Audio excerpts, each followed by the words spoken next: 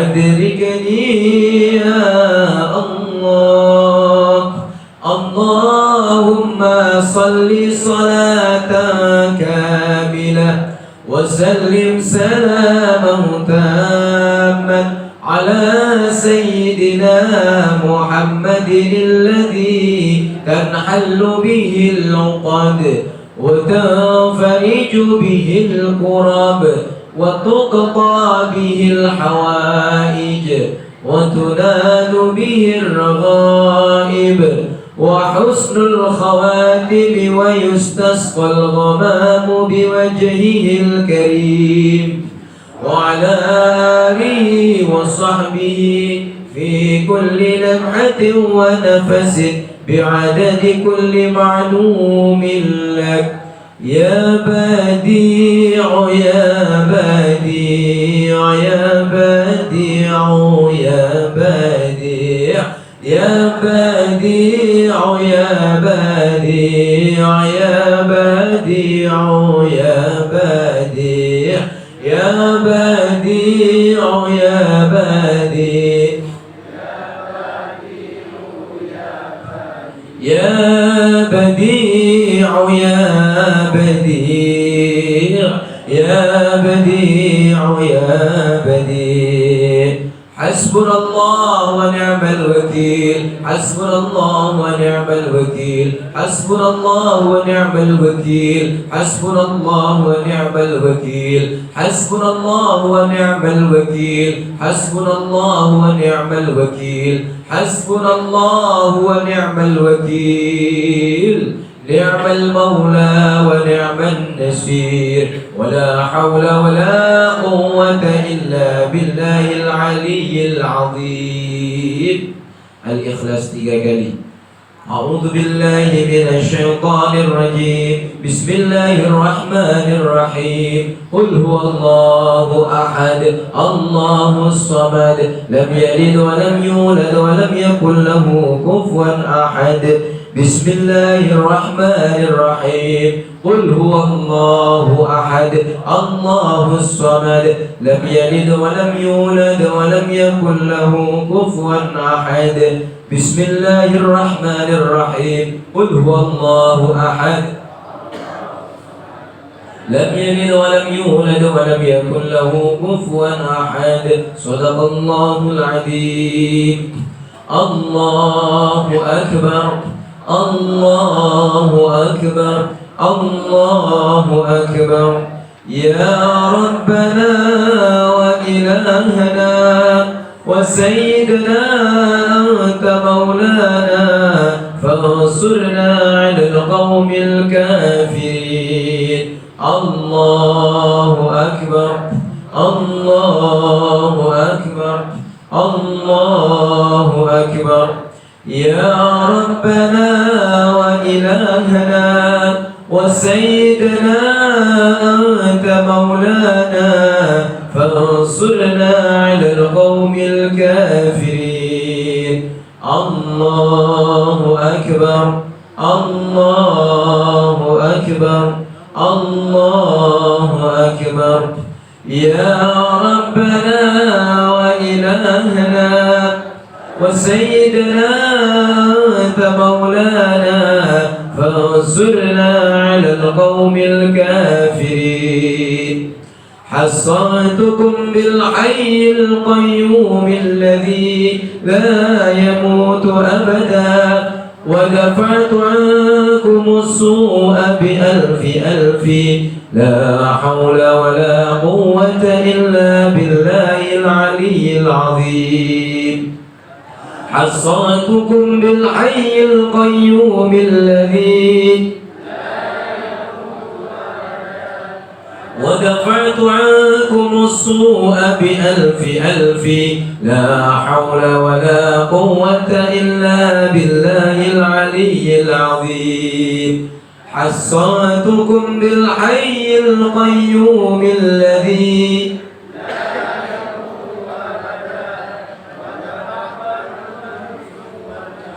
ألفي لا حول ولا قوة إلا بالله العلي العظيم. الحمد لله الذي أنعم علينا وهدانا على دين الإسلام. الحمد لله الذي أنعم علينا وهدانا على دين الإسلام. الحمد لله الذي أنعم علينا وهدانا على دين الإسلام. بسم الله ما شاء الله، لا يسوق الخير إلا الله. بسم الله ما شاء الله، لا يصرف السوء إلا الله.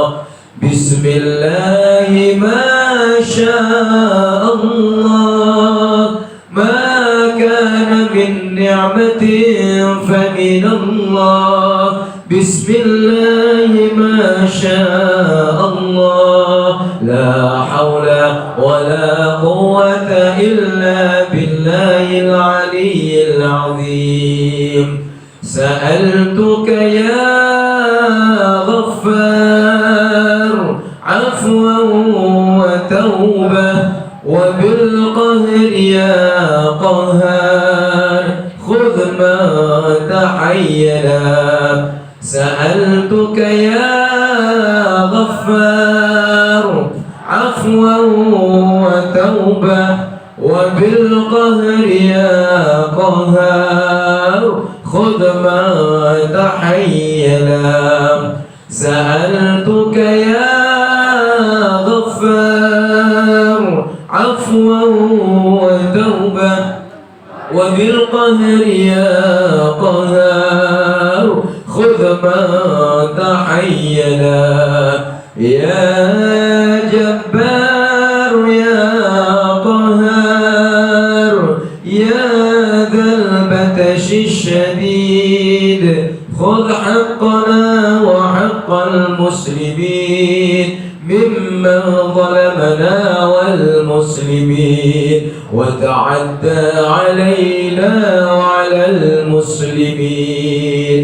يا جبار يا قهار يا ذا البطش الشديد، خذ حقنا وحق المسلمين ممن ظلمنا والمسلمين، وتعدى علينا وعلى المسلمين. يا جبار يا قهار يا ذا البطش الشديد، خذ حقنا وحق المسلمين ممن ظلمنا والمسلمين، وتعدى علينا وعلى المسلمين. بسر الفاتحة.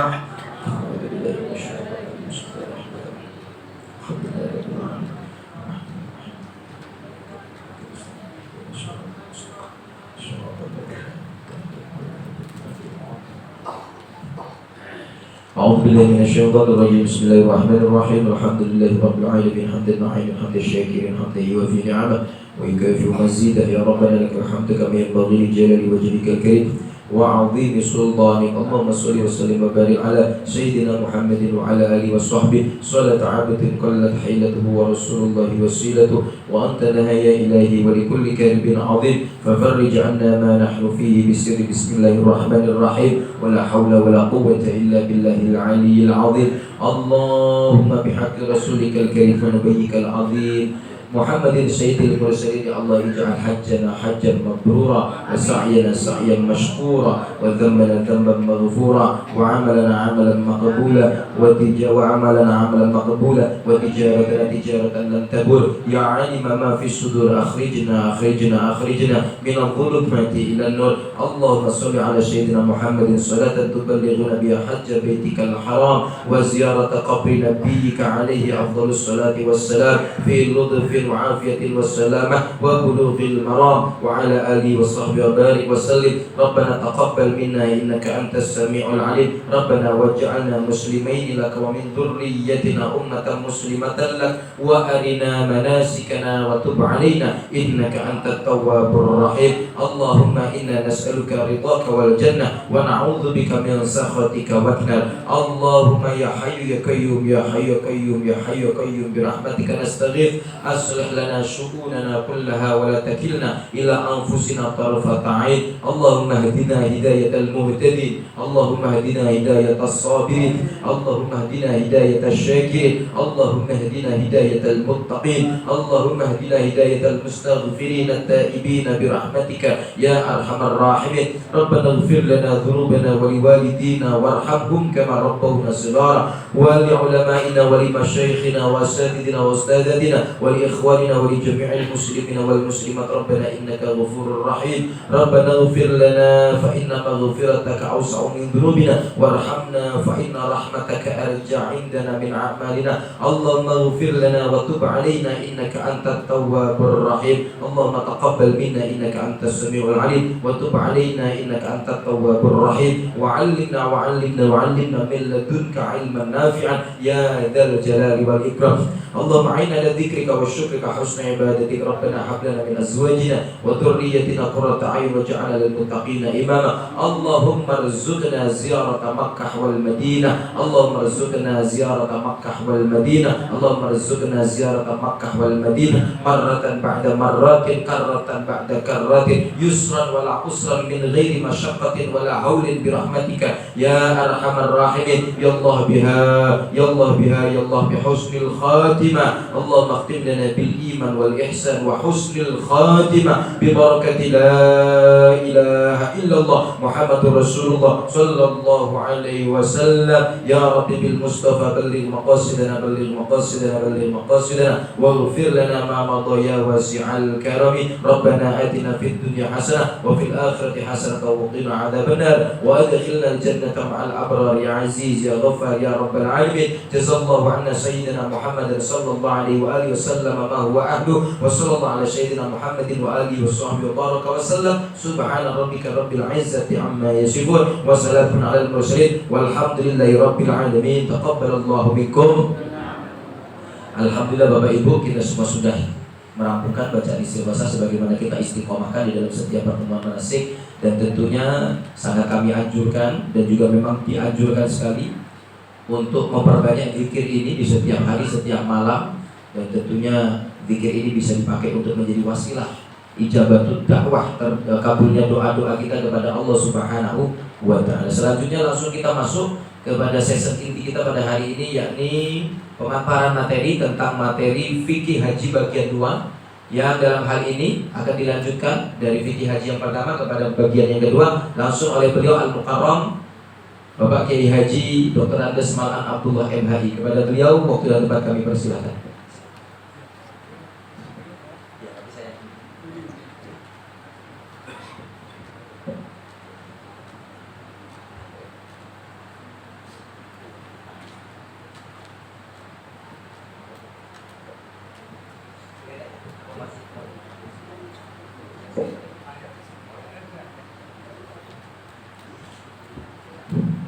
Assalamualaikum warahmatullahi wabarakatuh. Bismillah walhamdulillah wassalatu wassalamu ala rasulillah sayyidina wa habibina wa syafi'ina wa qurrati a'yunina wa nuri qulubina wa maulana Muhammad ibn Abdillah wa ala alihi wa sahbihi wa sallama. Bapak-bapak dan ibu-ibu yang saya hormati, saya melanjutkan apa yang pernah disampaikan pada pertemuan yang lalu menyangkut aspek fikih dari ibadah haji. Dan kalau pada pertemuan yang dulu itu kita membicarakan bagaimana pelaksanaan umroh, sekarang kita memasuki bagaimana tata cara pelaksanaan ibadah haji. Kita tentu sudah sangat maklum bahwa ibadah haji itu terdiri dari dua ibadah pokok yang disebut sebagai ibadah hajinya betul, yang kedua yang disebut sebagai ibadah umroh yang menjadi bagian dari ibadah haji. Kalau umroh yang sekarang bisa lihat Bapak Ibu dilakukan oleh jamaah di Tanah Suci, itu bukan umroh bagian dari ibadah haji, tapi umroh yang dihukumkan sunat, ya. Umroh bagian dari ibadah haji harus dilakukan setelah mulai memasuki bulan Syawal, ya. Bulan Syawal, Dzulqa'dah, dan 10 hari pertama dari bulan Dzulhijjah. Kalau umrohnya pada masa itu, baru dia menjadi bagian dari ibadah haji. Nah, karena penjelasan tentang umrohnya sudah selesai, kita masuki penjelasan mengenai ibadah haji. Seperti umroh dulu, ibadah haji juga dimulai dengan ihram, ya. Ihram ini dia adalah salah satu rukun haji, gitu. Tetapi selain ada aspek yang substansinya rukun betul, sama seperti pada waktu ihram umroh, ada yang hukumnya sunat. Yang hukumnya sunat sama untuk umroh yang haji ini maupun umroh pada ibadah umrohnya yang dulu kita bicarakan itu. Jadi ketentuannya sama, sunatnya juga sama dengan ihram umroh. Bedanya pada waktu kita umroh itu, dulu itu, kita memulai ihramnya ketika kita belum sampai ke Mekah. Dulu itu kalau gelombang pertama, ihramnya itu berangkat dari Madinah, mulai ihramnya itu di Bir Ali. Kalau kita gelombang pertama. Sekarang sudah ada ketentuan gelombangnya, belum ya? Belum, ya. Tapi kalau kita gelombang kedua, itu pelaksanaan ihramnya itu dimulai paling lambat setelah kita berada di Jeddah, ya. Kalau hukum yang paling longgar adalah ketika kita berada di Jeddah, karena Rasulullah tidak pernah pada masanya mengalami pelaksanaan ibadah haji itu melalui jalur udara. Sedangkan Bapak Ibu ini sekarang ini melalui jalur udara. Karena itu ada yang berpendapat tetap pada kisaran yang dilewati oleh pesawat, walaupun cukup rumit, tetapi setidak-tidaknya ketika kita berada di daratan, yaitu di Jeddah menjelang berangkat ke Mekah. Jadi itu saja yang itu ya, yang harus diperhatikan. Pada waktu haji ini kita sudah berada di Mekah. Dan kita tidak mungkin lagi mulainya dari Jeddah atau dari Bir Ali. Kalau kita bisa baliknya mulainya lagi dari Bir Ali atau dari Jeddah, maka kita tidak kena kewajiban membayar dam. Namanya tamattu suri. Tapi itu tidak diperbolehkan sekarang ini karena rumit pelaksanaannya terkait dengan berbagai pemeriksaan itu. Karena itu kita berada di Mekah dan memulai ihramnya juga dari Mekah. Jadi ini yang harus paham. Karena memulai ihramnya itu dari Mekah, ihram ingat, yang penting inti dari ihram itu adalah niat. Ya. Niat ya. Dan niat yang paling sederhana tentu Bapak Ibu sudah hafal, labbaik Allahumma hajjan. Ya. Itu yang paling mudah mengingatnya itu. Nah, kita itu akan berangkat menuju ke Arafah. Biasanya kita diberitahu ke Arafah itu nanti ba'da zuhur. Kita diberitahu seperti itu. Tetapi pengalaman selalu sulit memprediksi sesudah zuhurnya itu kapan. Kita memang perlu bersiap-siap. Yang sunat-sunat sudah kita kerjakan, tapi kita tunda dulu pelaksanaan niatnya. Tahun 93 saya ingat betul disuruh sudah zuhur siap-siap akan segera berangkat ke Arafah. Dan pada waktu itu di maktab kami itu dibagi menjadi dua kelompok. Ada kelompok yang berangkatnya gelombang 1 ke Arafahnya itu, ada yang gelombang 2 ke Arafahnya.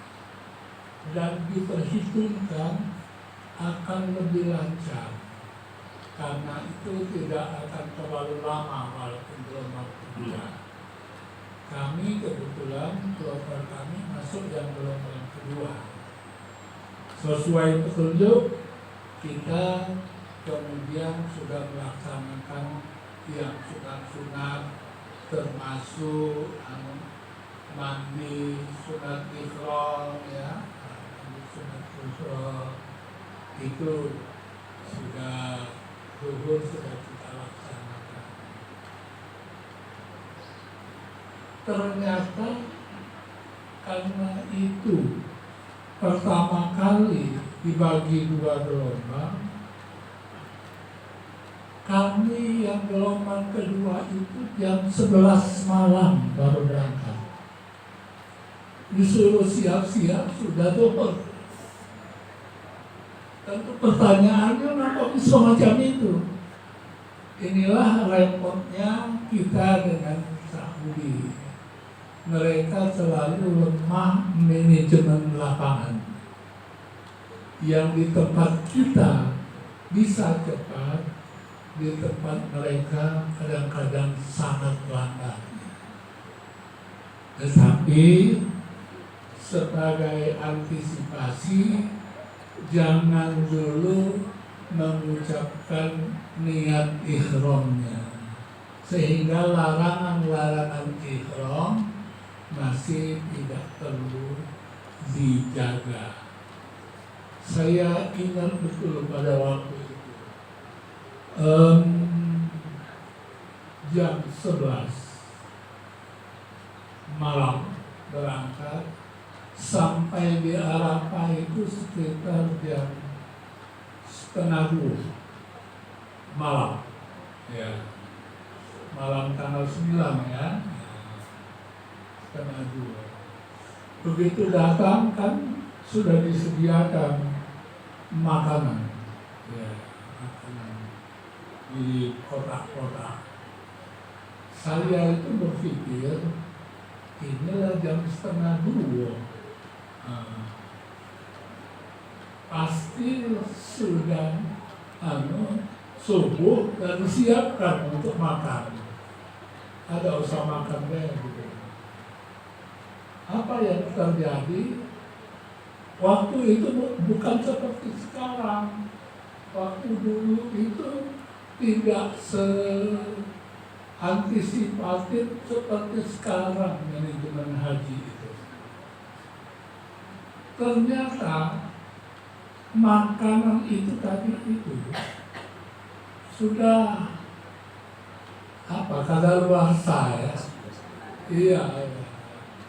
Sehingga yang makan itu rata-rata mules, sakit perut. Dan antrian ke WC darurat di Arafah. Begitu saya mau ke WC, zaman dulu WC daruratnya itu sangat darurat, penuh gitu. Nah, dokter bingung. Yang dibawa oleh dokter yang dipikul itu obat flu. Tahu-tahu yang muncul masalah diare. Jadi di sini yang kita harus punya sedikit kemampuan situasi lapangan agar hal seperti itu tidak terjadi untuk kita dan keluarga kita. Itu pengalaman ya, pengalaman. Jadi ketika kita sampai di Arafah, jam berapapun kita sampai, itu tentu bisa dibaca di buku.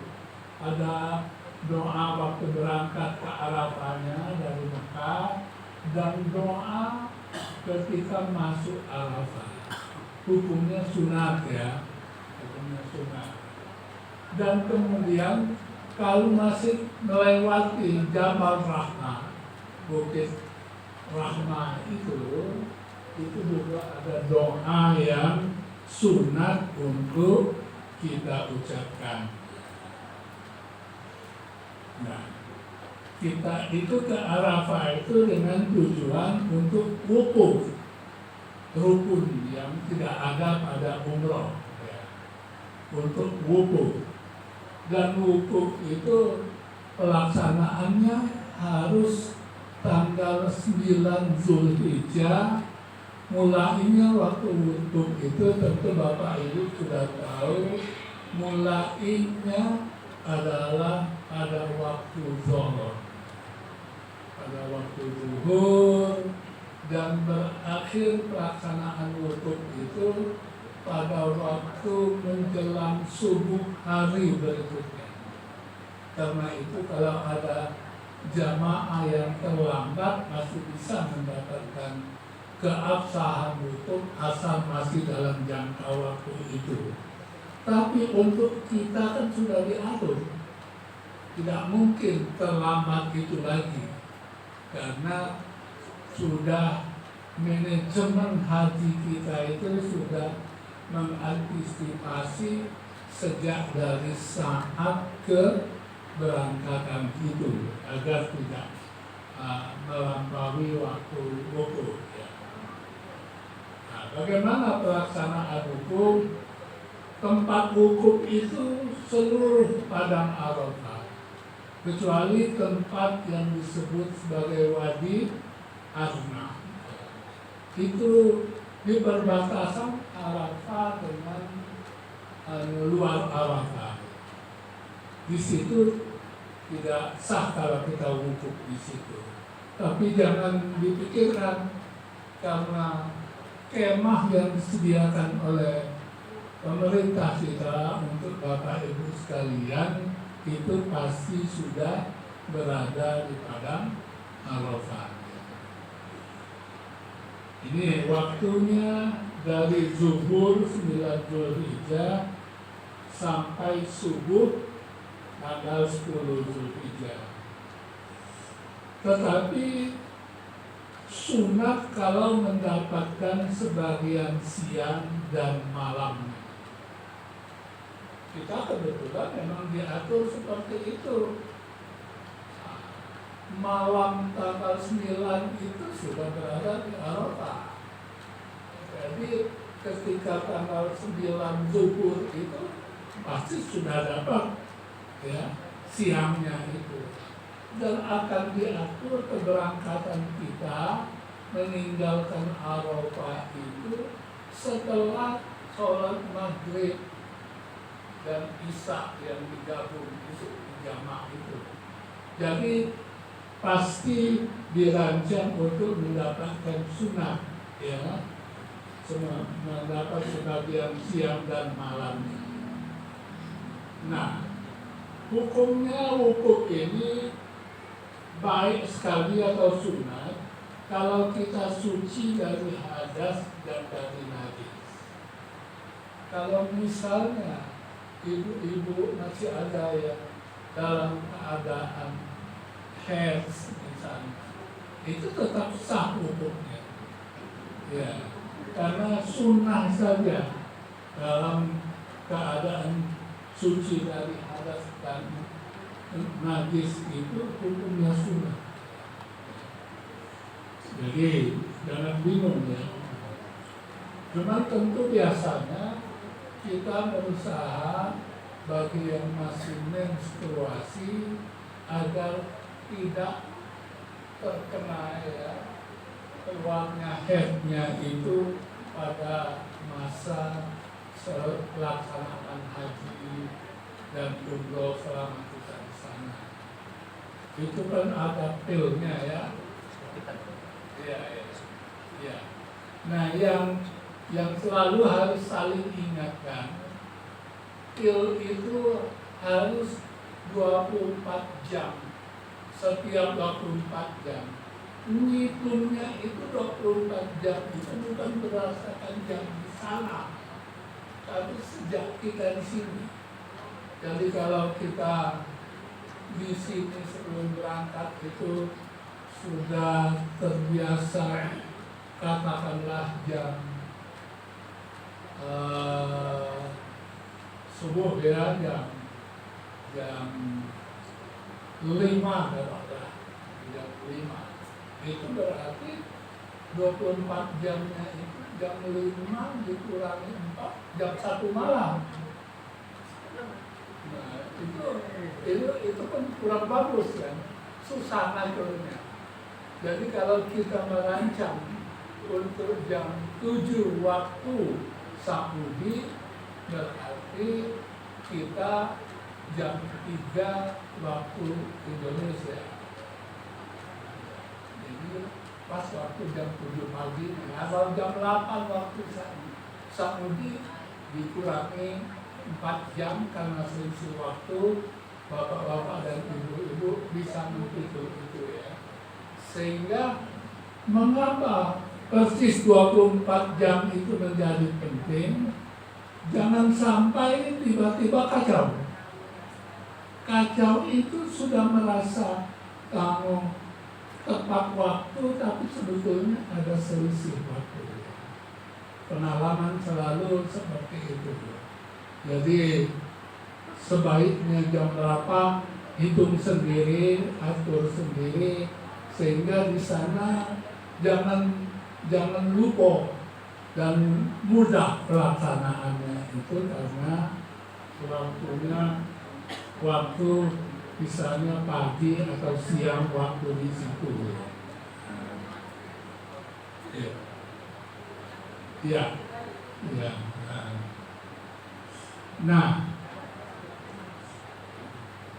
berikutnya mulainya itu biasanya mendengarkan khutbah wukuf sebelum zuhur. ada khutbah buku. Mungkin sekarang sudah lebih teratur. Kalau dulu itu seringkali ditunjuk mendadak. Ditunjuk mendadak. Dan pelaksanaannya sebelum mulai waktu zuhur. Maksudnya apa? Agar setelah zuhur Bapak Ibu bisa konsentrasi melakukan amalan itu.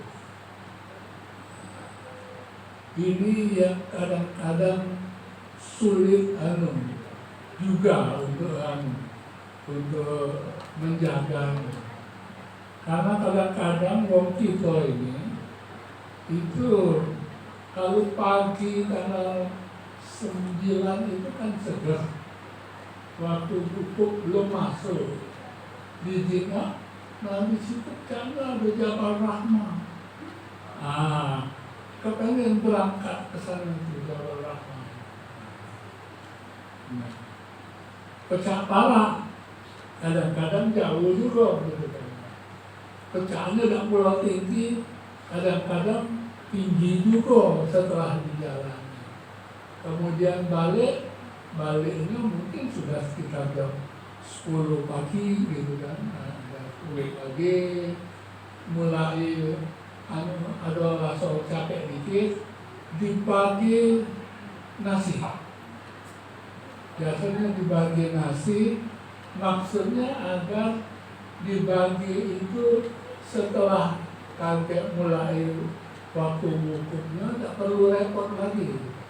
Jadi nasi itu dianjurkan dimakan segera dan dimakannya baru sudah naik, lepas naik dibagi nasi. Pas waktu zuhur, sudah sholat zuhur dijamak dengan asar, datang ngantuk gitu. Pada saat yang paling berharga pelaksanaan wukuf, datang ngantuk, dan ngantuknya itu perut kenyang gitu. Ya. Jadi ini yang harus selalu diingatkan ya. Jangan sampai waktu yang penting itu menjadi terlewatkan karena kita kurang bisa mengatur waktu ya. Itu jadi yang mulainya dengan mendengarkan khutbah wukuf sebelum zuhur. Kalau ini musim panas atau enggak? Panas. Masih musim panas. Kalau musim panas itu, kalau dulu itu cukup berat. Karena zaman dulu itu belum ada AC di tenda. Nah, sekarang ada ya? Sudah ada AC. Saya dulu terpaksa tahun 95 disuruh membaca khutbah wukuf dalam keadaan panasnya itu 56 derajat Celcius. Untung ada jamaah yang setiap waktu nyemprotin saya. Jadi itulah saat disemproti orang kita merasa sangat butuh dan sangat bersyukur. Jadi karena itu sebelum zuhur selesai, kemudian khutbah wukuf, kita melakukan sholat zuhur dan asar jamak takdim di qashar. Sunatnya di qashar. Yang zuhurnya jadi 2 rakaat, asarnya juga 2 rakaat.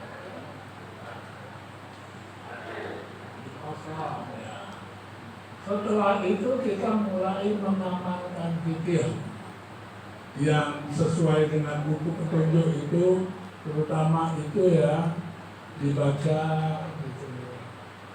Dan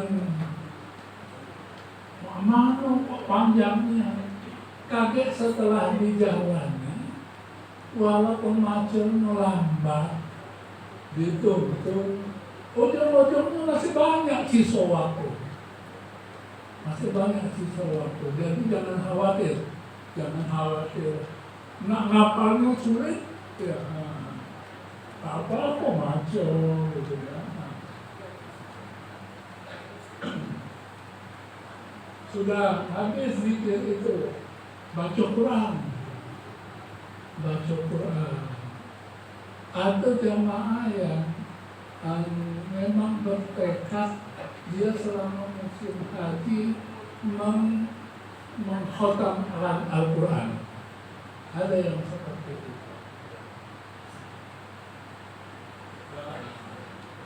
Saya ingat ada jamaah yang bercerita dengan saya tahun 99.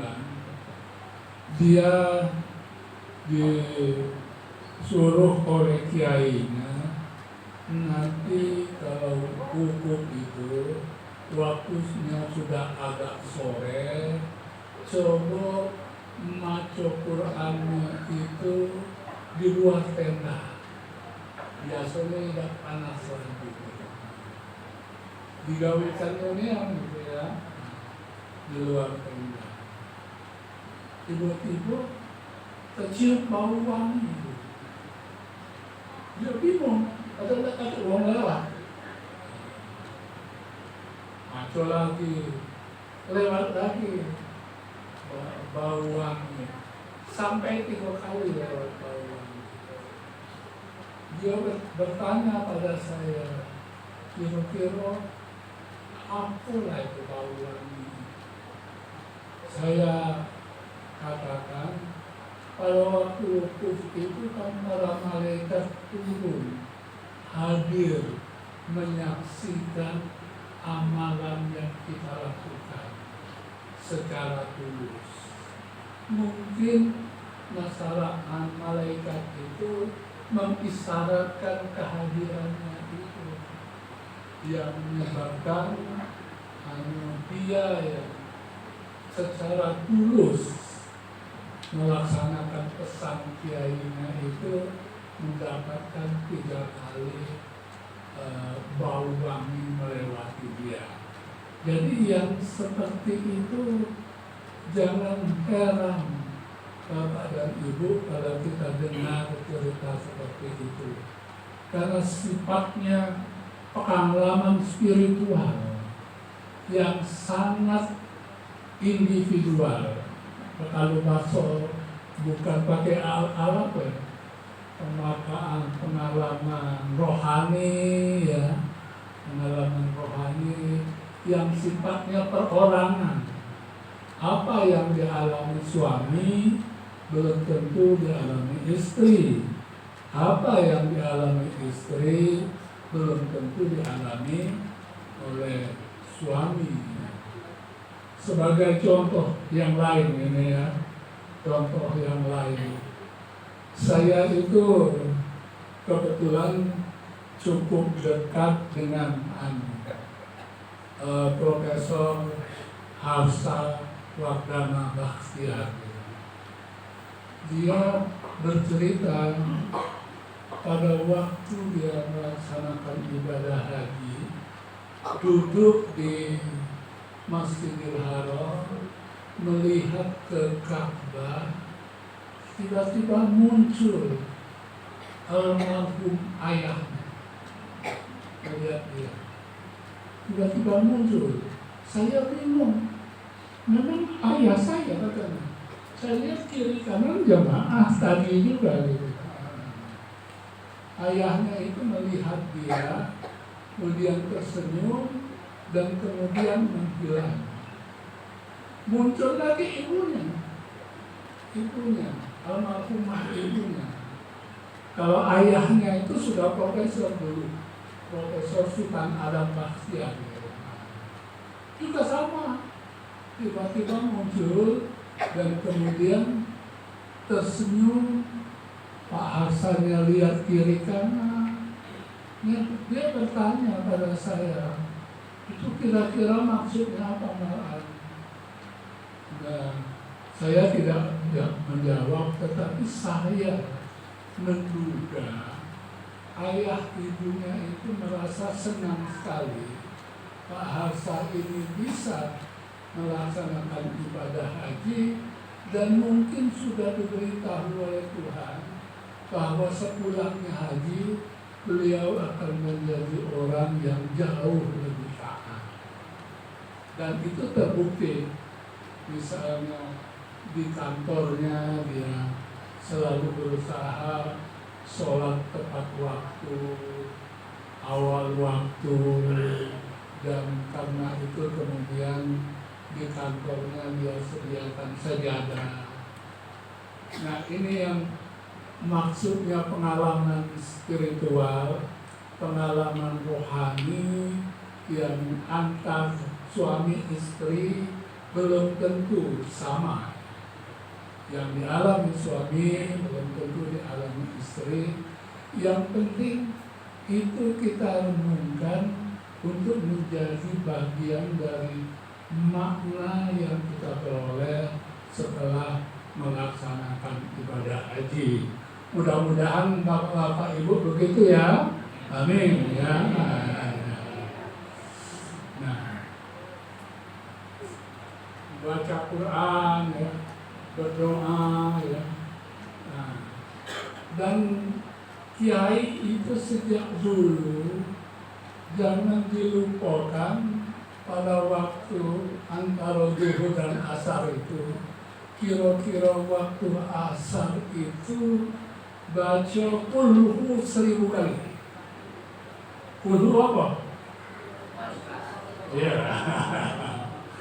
bukan kulhu bukan ya. Allahu ahad ya. Itu sebabnya kita itu kadang-kadang memerlukan tasbih ya, yang menekan itu Pak ya. Ya. Digital ya. Ada yang digital, ada yang manual ya. Jualan lu banyak nyari itu ya. Tahu-tahu lah 1000 kan. 1000. Jadi tapi itu kalau kita sudah tekadkan pasti akan bisa terlaksana. Asal jangan pagi-pagi kalau berangkat naik Jabal Rahmah itu tadi Pak. Kalau sudah itu baru ya, sudah amalan-amalan itu. Ya.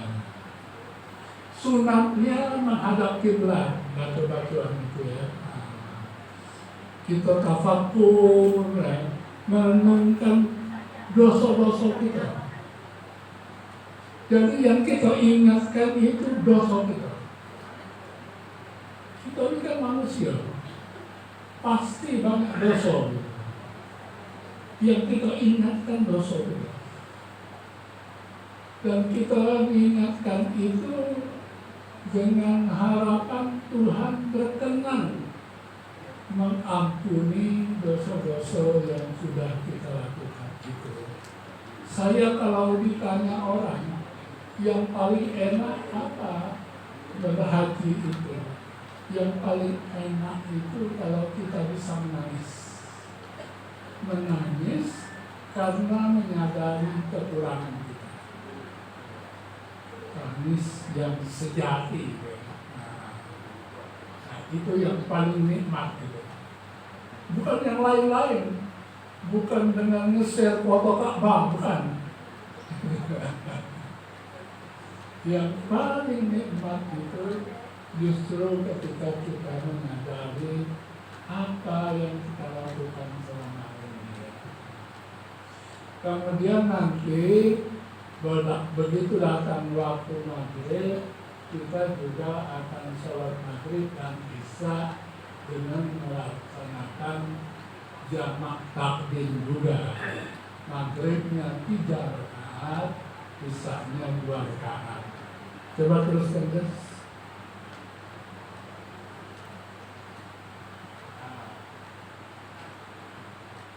Nanti sesudah kita sholat maghrib dan isya itu, kita siap-siap untuk berangkat ke Musdalifah. Tapi siap-siap baik. Setelah kita siap nunggu komando, kapan nak naik bus itu. Jangan lihat kloter lain misalnya. Oh, kloter lain sudah keluar.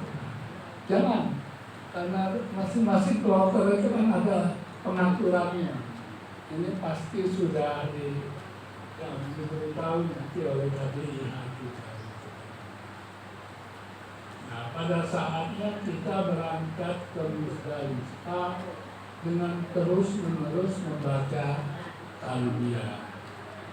Ya, itu sunah. Ketika masuk Musdalifah itu ada juga doa yang sunat kita ucapkan. Kita itu berada di Musdalifah itu istilah yang tertulis dalam fikih berbahasa Arab, mabit di Musdalifah, bermalam atau berhenti sejenak, walaupun cuma di bus sampai lewat tengah malam. Melewati Musdalifah itu harus setelah lewat tengah malam. Jadi kalau kita sampai di Musdalifah sebelum tengah malam, biasanya kita disuruh turun dulu, baca talbiyah banyak mana. Pada saatnya disuruh naik bus lagi, naik bus. Ada saat itu di Musdalifah itu kita itu sunat mencari kerikil kecil. Ya, kerikil itu batu kerikil yang kecil baik, lebih kecil dari ujung jari. Bisa kita cari sekadar 7 baik untuk digunakan pada waktu Jumratul Aqabah. Atau 49 kalau kita merencanakan untuk nafar awal, cuma 2 malam di Minanya itu, atau kita 3 malam di Minanya itu 70 ya. Jadi 7 ditambah 21 tambah 21, nah 2 malam, 3 malamnya 21, 21, dan itu hitungannya akan seperti itu pasti. Selama di Musdalifah itu sunat kalau kita bisa istirahat dan tidur sejenak, memperbanyak talbiyah, berzikir, istighfar, dan doa. Hukumnya sunat berikutnya. Nah, setelah itu kita menuju Mina. Ya. Menuju Mina ini, pekerjaan di Mina itu juga disebut mabit. Tapi mabit di Mina itu bukan mabit basuh prema. Mabit di Mina itu artinya bermalam. Kebetulan tempatnya di Mina ada juga gerakan melontar jumroh. Jadi ada juga gerakan mabit basuh prema. Iya. Jadi artinya itu ya, ke Mina kita harus dengan memperbanyak baca talbiyah. Terus ketika masuk Mina bermalam ya, pada hari-hari tasyrik ya, itu kita bermalam. Pada waktu dari Musdalifah menuju ke Mina di hari pertama itu, pekerjaan utama kita adalah melontar jumrah Aqabah pada tanggal 10. waktunya itu sah melontarnya itu kalau selepas tengah malam dan sesudah. Jadi selepas tengah malam. Kalau kita datang sebelum tengah malam belum ada lontar. Karena itu kita melontarnya itu harus setelah tengah malam. Ya. Nah, melontar jumrah Aqabah ini hukumnya wajib. Ya. Wajib itu beda dengan rukun. Kalau wajib itu masih bisa sah asal walaupun tertinggal, asal kita menggantinya dengan membayar dam. Ya. Itu maksudnya wajib. Kalau rukun kapan tertinggal dasarnya. Ya.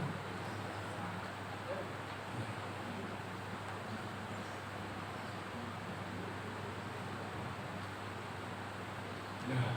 Kalau sampai di Mina itu kita kan masih baca talbiyah, menghentikan bacaan talbiyah itu sesaat sebelum melontar. Melontar itu dengan tangan kanan, dengan gerakan lontar.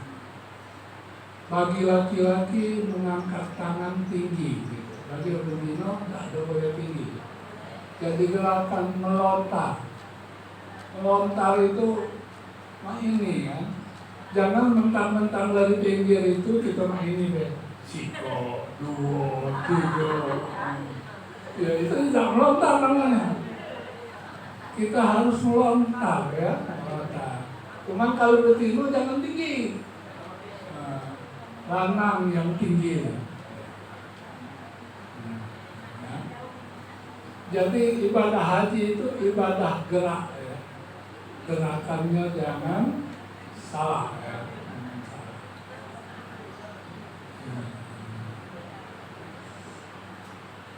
Kerikil yang terlontar itu masuk ke dalam marma, lingkaran itu ya, yang akan turun ke bawah itu. Tempat pelontaran itu.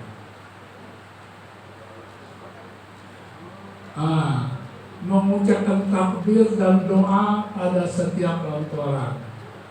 Jadi kita mengucapkan takbir gitu ya. Kemudian berdoa setelah selesai semua lontaran. Ya. Nah, itu berdoa pada selesai lontaran. Kalau sudah itu, kita bisa melakukan menggunting rambut ya. Ya. Menggunting rambut. Kalau sudah menggunting rambut, itu kita sudah melaksanakan tahallul yang pertama. Tahallul ula ya. Jadi kalau sudah melaksanakan tahallul yang pertama, larangan-larangan ihram sudah bisa terlepas kecuali yang sikok itu. Ya. Yang sikok itu belum boleh. Ya. Yang sikok itu apa? Pacak dipikir ke dewek gitu ya.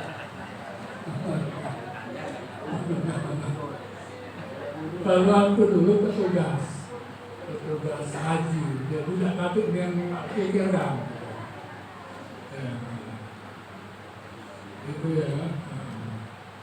Terus pada hari tasrik, itu selama hari tasrik itu ya, kita itu melontar 3 jumrah sebelumnya. Kita itu sunat mandi dan berwudu. Jadi setelah kita tahallul awal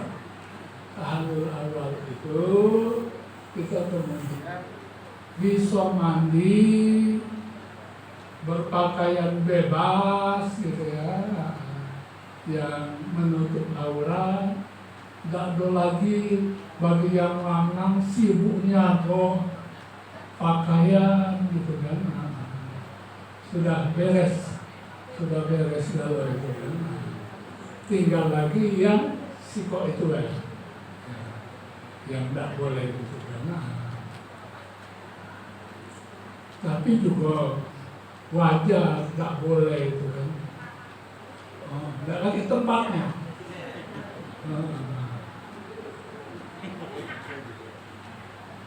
Rami macam itu. Ya. Kan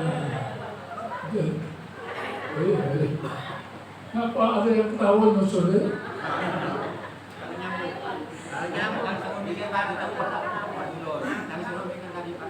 Iya.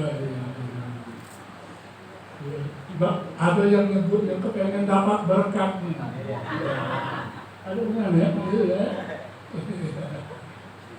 Ya, jadi itu kita selama di Mina itu memperbanyak zikir, istighfar, dan membaca Quran, tafakur, merenungkan gitu ya. Kita kemudian akan pulang ke Makkah dengan dua pilihan, nafar awal atau nafar tsani. Kalau nafar awal itu artinya tanggal 12 sudah balik ke Mekah ya. 12 sudah balik ke Mekah. Biasanya kalau terasa panas, pilihannya lebih mudah balik ke Mekah. Lebih cepat balik ke Mekah. Bayangkan dulu itu karena aku tahun 93 54 derajat. Tahun 56 derajat. Jadi jamaah itu begitu ditawarkan untuk nafar awal balik ke Mekahnya tanggal 12 Zulhijjah, langsung setuju galau gitu. Setuju galau kan? Karena zaman itu kan fasilitas di kemah tidak sebaik seperti sekarang. Kemudian ini yang kita tadi kan sudah mulai tadi kan dengan bersyukur tahallul ya, tahallul haji tadi itu. Ketentuannya sama dengan pada waktu umroh ya.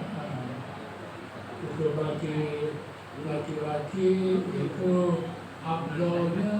Nah di sini ada kekhususan, keistimewaan. Iya, bagi laki-laki gunting rambutnya itu lebih afdol kalau bercukurnya, bercukur habis. Iya, iya, itu. Cuma kadang-kadang belum tentu dirinya setuju dia nyukur. Aku pernah mengalami itu pada waktu ke Kapolres Biawak. Dia sudah beli alat cukur untuk cukur habis. Tadi tunjuk, aku sudah beli sama kamu. Waktu ketemu di Mekah setelah selesai dan haji, lihat tak jadi potong rambutnya. Ketanya, udah jadi, udah ulang beli alatnya. Dia cepat marah ya aku. Bini aku tak boleh. Nah, itu ya, artinya harus sama-sama paham bahwa di situ itu afdolnya memang berbeda. Tapi sah kalau jemaah negara lain umumnya berbeda.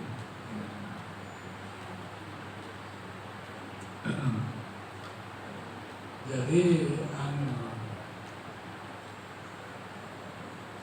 itu kan sudah tahallul awal. Tahallul tsaninya itu kalau kita nanti sudah menyelesaikan tawaf ifadah dan kemudian sa'inya. Itu tawaf ifadah dan sa'i sudah kita laksanakan dengan pakaian biasa, karena kita sudah tahallul awal ketika di Mina. Jadi pakaiannya sudah pakaian biasa gitu. Kemudian berguntingnya atau bercukurnya sudah kita laksanakan. Jadi seperti itu. Kalau sudah selesai itu, tinggal ada lagi tawaf wada, tawaf perpisahan. Tawaf wada itu dilakukan sebelum meninggalkan Makkah. Kalau untuk gelombang pertama berarti sebelum meninggalkan Makkah menuju Jeddah. Kalau untuk jemaah gelombang kedua meninggalkan Makkah untuk menuju ke Madinah, ya, Madinah. Dilakukan sebelum meninggalkan Makkah. Bagi wanita yang haid dan nifas cukup memandang Ka'bah melalui pintu masjid dan berdoa. Doanya kita baca, tapi cukup kita melihatnya dari selo-selo pintu masjid lain. Gitu. Dilakukan 7 putaran tanpa mempercepat langkah pada 3 putaran awal, yaitu 7 putaran. Berdoa pada tiap putaran dengan doa yang sama, ada dalam buku doa. Doanya sama pada tiap putaran. Berada di Multazam setelah selesai sholat. Kemudian meninggalkan Ka'bah dengan menoleh berkali-kali ke belakang, tapi bukan jalan mundur. Jalan belakang, stop dulu, lihat ke belakang, nyimak ke Ka'bah. Nah itu biasanya yang paling sedih, karena yang terbayang pada waktu itu, aku bisa tidak lagi di sini dengan melaksanakan ibadah ini. Nah, itu yang selalu kalau ditanya itu bisa Nah ini ada larangan Islam, mungkin bisa dibaca ya. Kira-kira itu yang paling penting untuk kita ketahui, sehingga kemudian ibadah haji itu bisa kita ketahui urutannya sesuai dengan ketentuan syariah. Karena Bapak Ibu dengan KBIH berangkatnya ini ada keuntungan.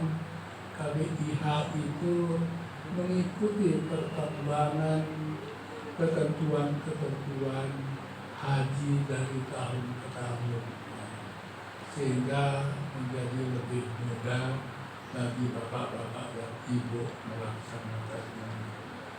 Demikianlah, masih ada waktu, silahkan kami jawab. Terima kasih.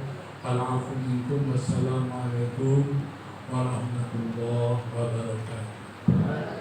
Assalamualaikum warahmatullahi wabarakatuh. Kami ucapkan terima kasih kepada beliau Kiai Haji Maulana Abdullah yang telah menyampaikan materi fikih haji untuk bagian kedua. Selanjutnya masih ada waktu, mungkin bagi ada yang bapak-bapak atau ibu-ibu yang akan bertanya, menyampaikan pertanyaan, kami berikan kesempatan.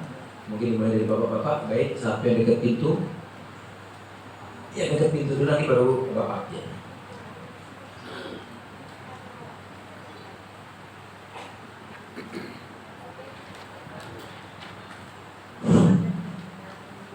Bismillahirrahmanirrahim. Assalamualaikum warahmatullahi wabarakatuh. Perkenalkan, saya Amiruddin. Izin bertanya Ustaz. Tadi Ustaz menjelaskan bahwa setelah dalam prosesi haji, setelah lempar akobah, kita lanjutkan dengan tahlil awal. Ustaz ya, mohon koreksi kalau saya keliru pemahamannya. selama ini saya juga melihat di YouTube lah kira-kira begitu, menambah ilmu pengetahuan agar lebih paham kira-kira begitu. Nah, dari pembelajaran saya tadi dalam konteks menyelesaikan haji tadi, setelah lempar akobah terus tahlul, ada versi satu lagi yang saya pelajari.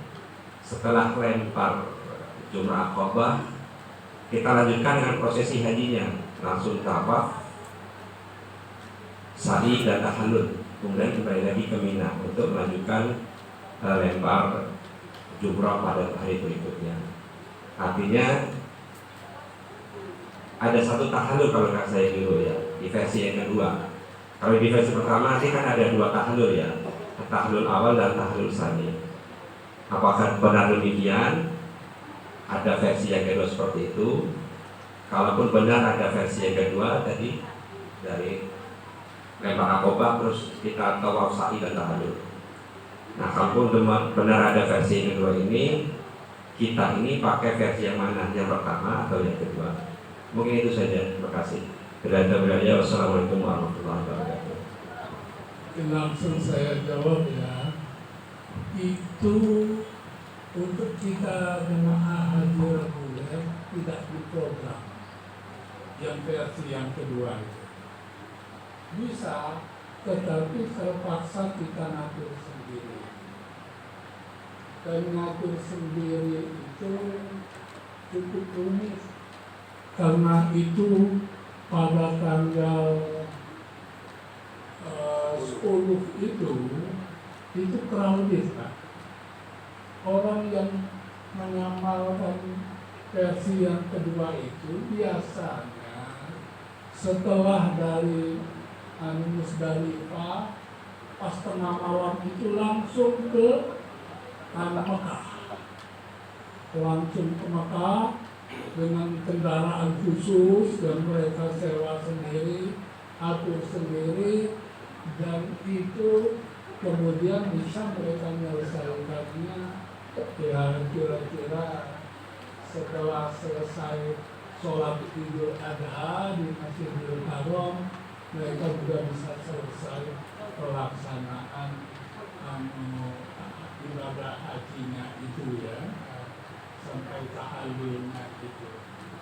Jadi yang dibuat di sini ini yang diprogram oleh pemerintah.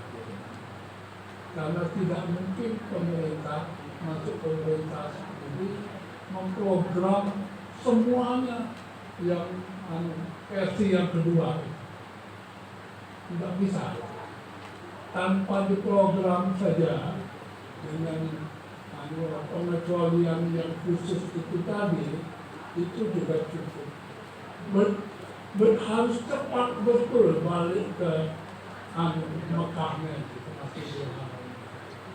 Harus cepat gitu. Jadi pelaksanaannya itu yang boleh, karena itu yang diprogram melalui program pemerintah ini, ambil yang lebih ringan ini. Jadi mungkin melaksanakannya bagi kebanyakan jamaah. Kadang-kadang ada tawaran itu Pak, itu dari Mina ke Mekah itu minta sekian per orang. Yang nggak tahu apa 100 sampai 150 real per orang. Ya. Karena tidak diprogram. Gitu. Kalau yang diprogram nggak dibayar lagi. Gitu. Jadi benar Pak ya. Benar, tapi kalau kita jalani saja nggak benar. Kalau kita jalani saja. Saya 3 kali menjadi petugas haji, tidak ada yang ambil versi yang kedua, tidak sanggup. Asik. Ya. Cukup Pak.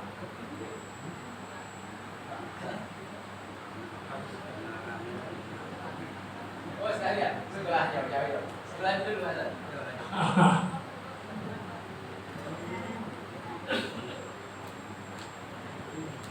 Assalamualaikum warahmatullahi wabarakatuh. Perkenalkan, saya Mutalib dari Bukit Kebang Dadar. Dekat sini lah, masih satu kelurahan. Maaf sebelumnya karena terlalu awam buat saya untuk haji ini. Memang nggak pernah belajar dan juga ini kan pertama dan mungkin sekali-sekali ya gitu ya. Terkait dengan melempar jumroh tadi Ustaz, kita kan mencari kerikil di Musdalifah tadi. Nah, yang datang ke sana itu kan jutaan orang. Sementara ini mencari 7, 9, 70. Untuk ketersediaan kerikil itu kan nggak dapat gimana itu Ustaz? Itu aja Ustaz, terima kasih Ustaz. Iya, ini pertanyaan bagus. Mencari kerikil di Musdalifah itu hukumnya sunat ya. Ya, jadi kalau tidak bisa dapat di situ kerikil yang ada di Mina boleh. Boleh.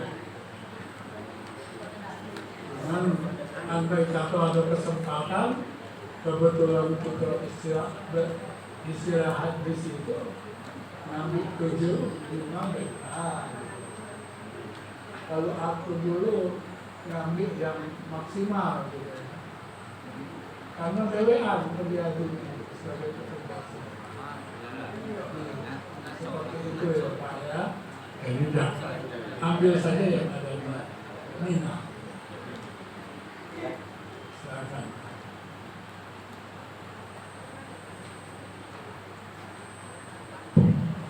Ini sedikit menambah Pak ya. Untuk 2015 ke atas sekarang kerikil itu sudah disiapkan pemerintah. Ya, biasanya sudah ada yang mempersiapkan bentuk bungkusan-bungkusan ini. Jadi jamaah ini tinggal bawa jangan sampai ketinggalan di penginapan atau di tenda. Iya, karena memang sudah tidak memungkinkan lagi karena Musdalifah itu kita nyampe mungkin tidak lama kita sudah mulai bergiliran lagi naik bis untuk menuju ke Mina, begitu. Jadi dan kita juga tidak tahu nanti sampainya di Musdalifah itu tepatnya di jam berapa kan kita tidak tahu. Kalau sibuk jamaahnya di kerikil, nah ini yang sudah kredit semakin kredit nanti, begitu. Terus masalah yang versi kedua, memang prakteknya masih ada Pak yang melakukan itu, tetapi biasanya hanya komunitas-komunitas tertentu, mungkin ada jamaah haji khusus, jamaah haji plus atau foroda yang dari travelnya mau menerapkan versi kedua itu memang terlepas dari tanggung jawab pemerintah. Pemerintah hanya memberikan tasrih izin saja, tetapi pengelolaan di peribadatannya itu dikelola oleh travel.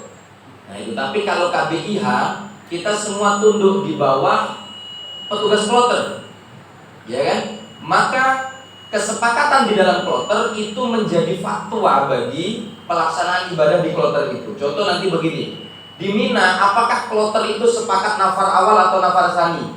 Ketika kloter sepakat nafar awal, maka semua diupayakan nafar awal hanya sampai 12 Zulhijjah langsung kembali ke Mekah, tidak nunggu tanggal 15. Tapi kalau kesepakatannya ternyata nafar tsani, kita habiskan hari tasrek untuk ibadah di Mina, maka diupayakan semuanya nafar tsani ngapot supaya petugas kloter ini sekali gotong baik.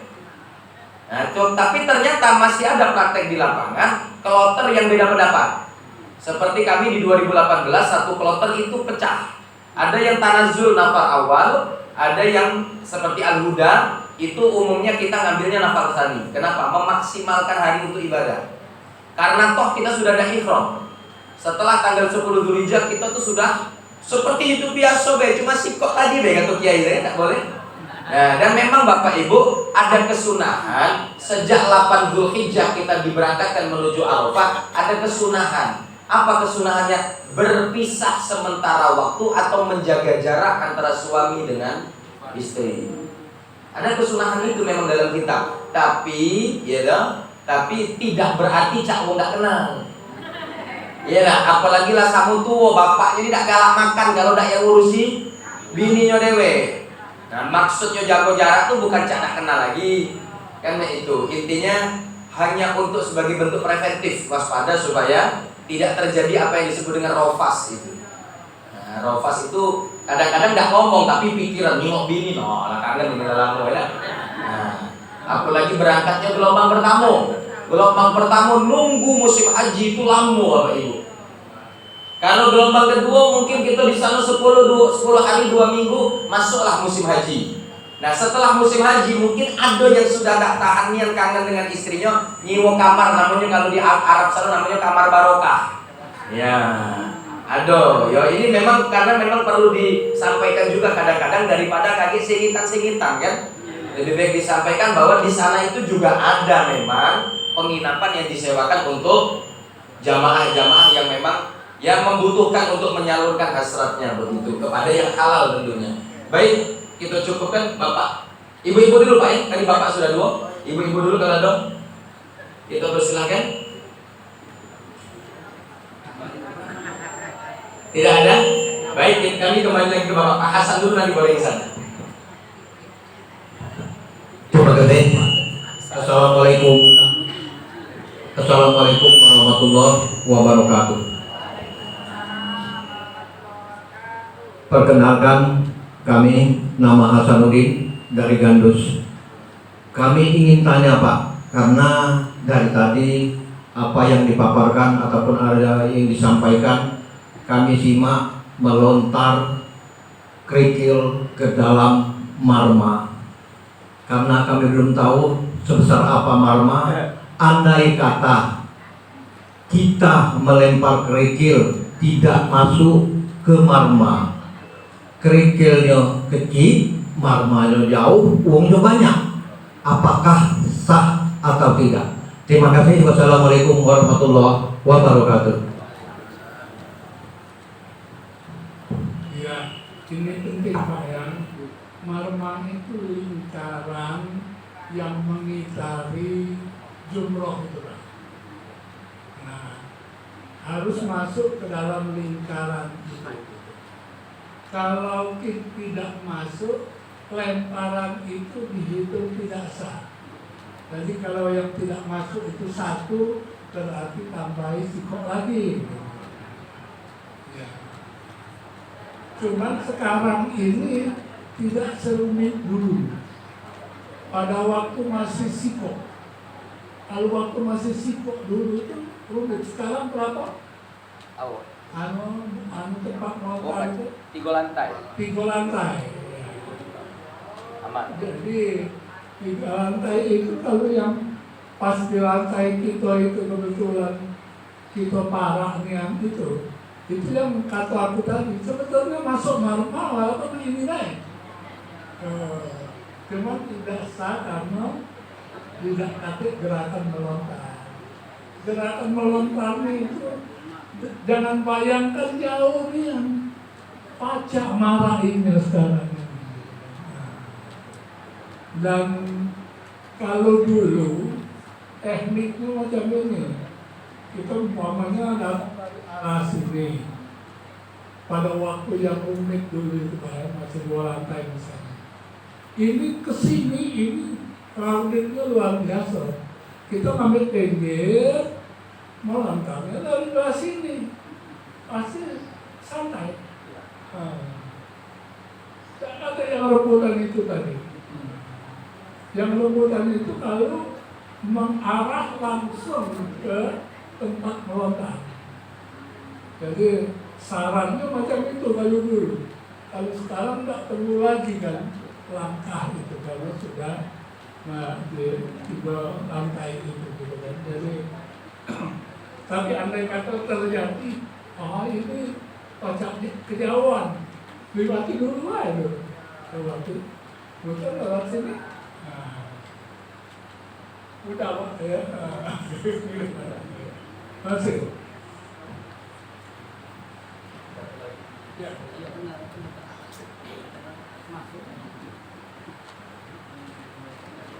Assalamualaikum warahmatullahi wabarakatuh.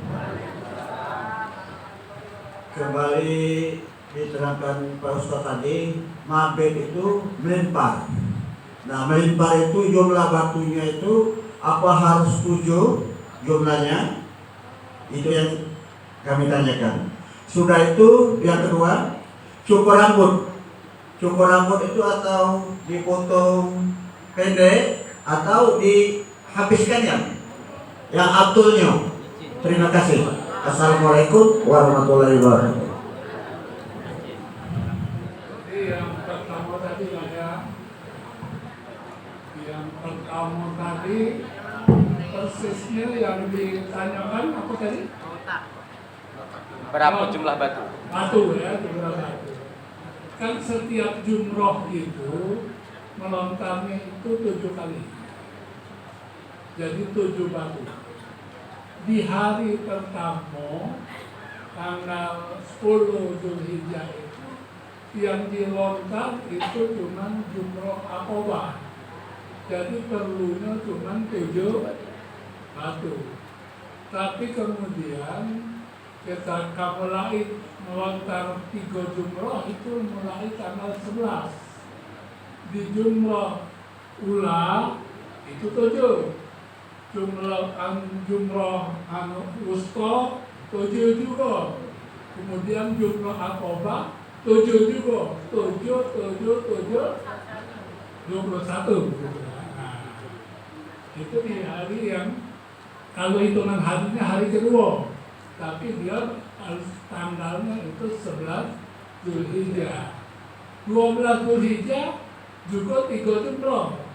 Jadi 7, 21 lagi. 21 tambah 21 42. Ya, 42. Dengan yang 7 pertama jadi sudah 49. Nah, kira-kira mah itu gitu Pak ya. Kalau kemudian sampai kita melempar lagi tanggal 13 Zulhijjah, berarti butuh 7. Hitungannya seperti itu. Jadi gawenya itu simbol dari penyikapan kita terhadap godaan syaitan. Seperti godaan yang dilakukan oleh terhadap Nabi Ibrahim alaihissalam. Nah, kita dalam bentuk simbolik seperti itu. Jadi kalau lagi kawinkan dia tidak rumit Pak. Kemudian kalau apa itu motong rambut itu boleh sah kalau kita tidak habis ya. Andai kata kita habiskan itu lebih apa? Itulah bergunting rambut habis yang dapat pahala. Kalau kita menggunting rambut gondol di Lembang, tidak ada pakai pahala khusus itu. Karena itu jamaah haji dari negara lain umumnya mereka memilih bergondol habis. Dan kalau kita ingat nenek-nenek kita dulu rata-rata bergondol habis sebenarnya. Jadi kira-kira itu pilihan baik Pak ya. Yang mana itu? Cuma yang repot kalau dilarang oleh rumah. Dan itu terjadi. Saya kira itu yang bisa saya sampaikan. Mohon maaf. Dan bisa secara teknis itu ditanyakan kepada pihak KBIH yang lebih berpengalaman, lebih banyak daripada saya. Wa'alafu minkum wassalamualaikum warahmatullahi wabarakatuh. Waalaikumsalam warahmatullahi wabarakatuh. Bapak-bapak, sepertinya tadi banyak yang menganggap jamarot itu rumit sekali. Jamarot itu Pak, perjuangannya bukan pada waktu melempar Pak, tapi pada waktu jalan. Karena paling dekat dengan tenda sekali berangkat itu 4,5 kilo. Untuk kemahnya wong Indonesia Pak ya. Tapi tidak tahu kalau tahun ini kita undian dengan negara Asia Tenggara, ternyata kita dapat agak maju lagi, alhamdulillah. Iya. Nah, kalau 4,5 kilo PP berarti 9 kilo satu hari. Kalau ngambil sampai Nafar Sani berarti 4 hari kita 9 kali 4. Dalam 4 hari kita jalan 36 kilo. Kalau ngambil Nafar awal berarti 27 kilo kita berangkat. Kan begitu.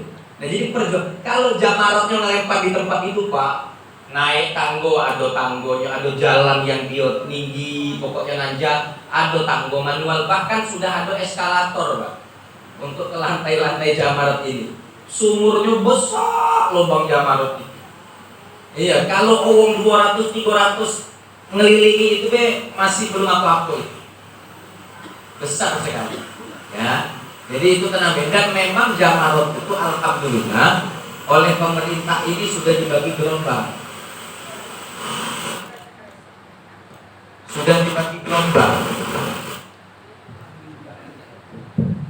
Dibagi gelombang. Jadi ada yang jam berapa kita sekarang tidak macet lagi, macam-macam. Tidak macet lagi. Kan ini kalau menurut fikihnya, sunnahnya itu kan memang ba'da zawal, setelah zuhur. Tetapi kenyataannya kita untuk ambil sunnah, nak keluar gerbang dari tempat penginapan tenda Mina itu dihalangi oleh muassasah Arab Saudi, tidak boleh keluar gitu. Kalau memang belum jadwal kloter gitu. Jadi kaget mungkin bapak-bapak yang muda-muda berapa itu diminta tolong untuk bawa nomor kloter, nomor maktab. Angkat tinggi-tinggi, kloter berapa istilahnya itu. Nah ini berjalan beriringan gitu. Baik yang KBIH Al-Huda ataupun bukan Al-Huda yang dalam satu kloter kita kaget konvoy. Begitu. Jadi insya Allah, nah kita berdoa. Yang penting nak pagi, nak siang, yang penting ini cuaca bersahabat. Karena kita melokak jalan jauh. Untuk bapak-bapak yang jumroh Aqabah belum boleh pakai topi karena masih ihram. Yang tanggal 10 Dzulhijjah, kalau ibu-ibu bebas pakai topi koboi yang lebar, tidak apa-apa. Ya karena perempuan tidak ada larangan menutup kepala. Itu. Yang tidak boleh pakai cadar. Kalau masker masih boleh dengan alasan kesehatan. Cadar tidak boleh. Nah, kalau bapak-bapak, nah hari tanggal 11 ya boleh kita pakai peci, Pak. Boleh pakai topi. Karena sudah tidak ihram, sudah pakai baju biasa. Ya nggak boleh sipok tadi itu lah, Pak. Jadi perjuangannya ibadah haji itu memang di fisik, di mana kita membutuhkan banyak jalan. Itulah kemarin Dr. Tris itu anjuran yang paling diminta untuk kita latihan dari sekarang tuh banyak jalan, naik turun tangga. Kenapa? Karena ada kalanya pada saat pemberangkatan menuju Musdalifah, hotel itu liftnya itu macet, crowded, sehingga harus ada yang muda-muda nih ngalah lewat tangga manual. Kalau kita tidak cepat, wong sana muassasah itu dia dewek lelet, tapi aman dia tidak dituruti, arah. Itu orang Arab. Kita lah siap, dia tidak datang. Sekali ada di antara kita ke kamar mandi sebentar, mobilnya datang, kita tidak langsung naik, marah-marah dia. Begitu.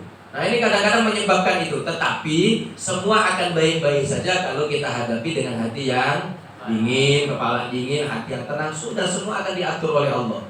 Itu. Yang penting jangan ucap-ucap, jangan macam-macam.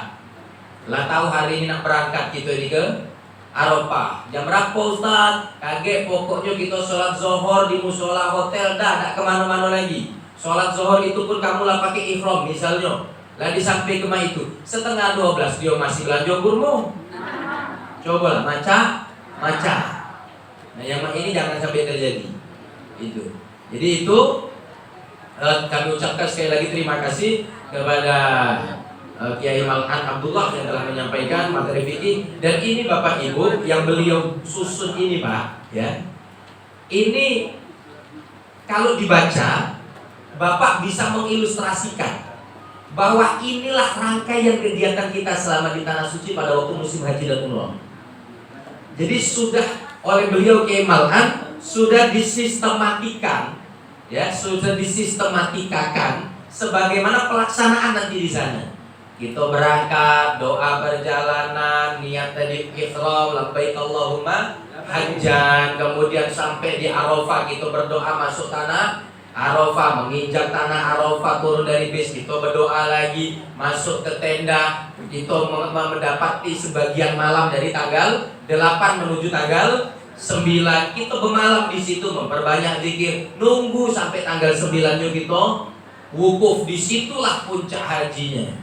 Sebelum zuhur kurang lebih jam 10 biasa akan sudah dibimbing, kita baca istighosah bareng, mendekati zuhur kita mendengarkan khutbah wukuf. Setelah itu sholat zuhur dan asar jamak takdim dengan qasar, zikir ba'da sholat seperti biasa, baru kemudian zikir dan doa, wukuf sampai biasanya kalau al-huda sampai kurang lebih tinggal 10 atau 15 menit asar. Nggak kemana-mana kecuali yang keluar tenda nak kencing, nak buang hajat boleh. Setelah itu wudhu balik lagi kita berzikir. Kenapa? Karena mungkin seumur hidup sekali cuma kita itu. Ya Bu ya, kita ke Arafah mungkin sekali itulah berzikir di situ. Nah di situ kita santai, yang punya snack dimakan, minum. Maka tidak disunahkan bagi jamaah haji puasa Arafah, tidak disunahkan. Kalau yang non jamaah haji sunah dia puasa Arafah. Yang sedang di Arafah wukuf tidak disunahkan. Kita butuh minum banyak Pak Bu, tidak boleh berhenti itu minum. Wah, apalagi cuaca Arafah tuh biasanya puncak haji juga puncaknya panas. Kalau Kiai Mal'an bercerita 56, kami terakhir sampai 52 tapi ditambah badai, angin. Jadi banyak tenda-tenda itu terangkat oleh angin. Tapi alhamdulillah al-huda selama ini selalu dijaga oleh Allah. Barokah zikir kita, barokah dari istighosah yang kita baca. Nah, katilah itulah yang kita minta penjagaan dari Allah. Nah nanti santai, duduk, melonjorkan kaki. Mungkin yang ingin memperbarui wudhu dipersilakan. Kita komat lagi sholat asar. Itu tidak lagi kalau sudah dijama. Itu wudhu untuk apa? Untuk mempersiapkan antrian pemberangkatan menuju Musdalifah. Kemudian Musdalifah itu sebentar baik Pak. Kok Ibu tidak sampai tidur. Dan kalau zaman dulu kami bisa sampai tidur Pak Bu. Sekarang tidak. Duduk langsung diobahi lagi. Antri. Sekarang cuma itu. Kenapa? Karena mobil ini muter terus. Mana mobil ini kredit, kenapa? Karena banyaknya jamaah haji dari negara-negara lain yang dia memenuhi jalan dengan berjalan kaki. Itu kan banyak. Termasuk jamaah haji yang dari Mekah dan Madinah, dari Arab Saudi sendiri, itu mereka memilih jalan kaki kadang. Nah, inilah bis ini tidak baca cepat, macet, dikit-dikit. Itu. Kalau kita lambat antri, seharusnya jatah kita di situ, kita bisa didului orang lain. Kenapa? Satu bis itu maksimal 50 orang. Sedangkan satu kloter bisa sampai 450 orang. Kalau tahun kemarin nggak nyampe, karena banyak petugas tahun kemarin. Tahun ini petugas dikurangi, maka jamaah yang ditambahi. Kan begitu. Nah, berarti harus ada al-hudani mungkin akan terpencar.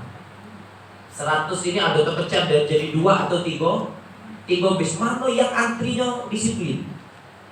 Begitu. Tetapi harapan saya, pesan saya, anak jangan melepaskan wong tua.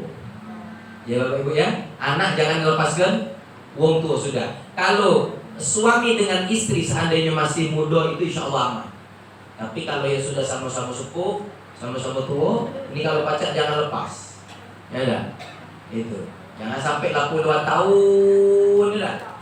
Oh, tahu hilang di sana. Iya seperti diceritakan oleh Bu Syarif. Ya, ada yang hilang waktu itu di Arafah, dah balik sampai hari ini. Jamaah al-huda 1 ada hilang, dah balik sampai hari ini. Wallahu a'lam. Kalaupun wafat di sana ya bagus, husnul khatimah. 1 wafat dalam keadaan ibadah, 2 dalam di tanah suci. Tapi jangan juga kita minta diwafatkan di sana kalau belum siap nian Bu ya. Anak masih kecil-kecil. Sudah Ustaz, aku nak mati di sini, bayar anak masih kecil-kecil. Ya. Kalau kayak Kiai Maimun Zubair itu memang di antara doa beliau adalah tawaffani di Makkah al-Mukarramah. Kalau wafatkan aku di Mekah, itu doa beliau memang. Sudah sepuh anaknya lah jadi kiai galau. Nggak katik lagi punya anak kecil mencak kita ini. Apalagi kreditan masih banyak belum lunas lah. Jangan mati dulu membaca kan. Iya, nyaro ke debt collector itu. Nyaro ke ahli waris.